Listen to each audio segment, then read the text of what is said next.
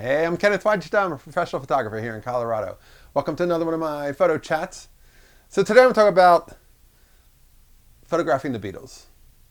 I didn't actually photograph the Beatles, but I saw the documentary of the Beatles in studio made by Peter Jackson that was on Apple TV last year. And if you saw it, Linda McCartney was running around with a knicker mat and probably a 105 and a 50 photographing the Beatles in a recording session. And I thought, I want to do that. And if I could just find the right band that's doing something original, that's doing something that I would just like to put my energy behind, I would like to be able to find that. And so one day, a few months ago, I was over at a local pub that I don't often go to, but they have music. And I went upstairs to the music area, and there was a band playing, and the lead singer was also a piano player, and he reminded me, and his music is all original, and it reminded me of Ben Folds. It was clever, it was well written, it had a little bit of style in the way he played and the way it was performed, and it was all original, and I thought, I'm going to go up to this guy. And I did. At the break, I said, you remind me a lot of Ben Folds. I really like what I'm hearing. It's really good stuff.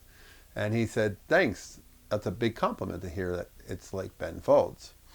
And I said, if ever you're practicing sometime, you're working on songs and you're in the rehearsal space, let me know and I'll come by with a film camera and shoot some pictures. And so he contacted me and said, we're going to be in studio recording if you want to come down to Denver and come to the studio sessions. I said, okay. And the difference between a studio session and a rehearsal is, in the studio session, there is a lot of separation. The singer is not in the same room as the drummer. They don't want any bleed between one instrument to the next so that they can mix it at different levels. And when I got there, there was a guitar player, a bass player, and a drummer in one big room. But the bass player and the guitar player were playing into a system, and they were wearing headphones, so they were able to hear what they were playing, but I couldn't. The drummer had live mics, so they asked me to try to click the shutter on a drum beat, which I did. And then the piano player was in a separate room. Another percussion player was in a separate room. The singer was in a separate room. And they recorded them in pieces, so it wasn't even all done at one time. But I ended up having to photograph them in that separation. So I didn't get the kind of connection that I was hoping I would get where people were working together. But I did get an interesting mix of photographs. I went there for 3 days. This was a self-started project. They didn't hire me. I went there because I wanted to make this work. I wanted to get behind this band, and I wanted to show them, I'm just going to document in film your world so that as you grow, hopefully they go someplace. And they're playing a big theater in Denver this month, and hopefully they go someplace, and I'll keep following them, and I'll keep getting to go with them, and hopefully get some album covers. But the goal now was to say hello, to meet everybody, and there was a great group of guys and women. There was a woman violin player, and they were just so good to work with. And it was great because I had no direction of what I could or couldn't shoot because I was self-starting the project. When you're making the project, you get to choose what to make. Nobody could say, hey, can you shoot that in color? That was my decision to shoot black and white. Nobody can say, hey, can you get this shot or that shot? They can say it, but the point is I have full control. I have total edit. I have final cut in a sense.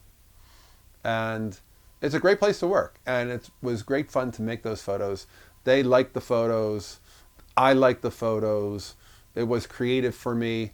It was 3 days after I've been teaching photography at some schools locally, and it was after the semester had ended, so I had some time to go down, and it just worked out really well. And I'm really excited to be able to do projects like that. That's like where my sweet spot is, when I get to just be in control. It's always great to have a client. It's always great to work on a project.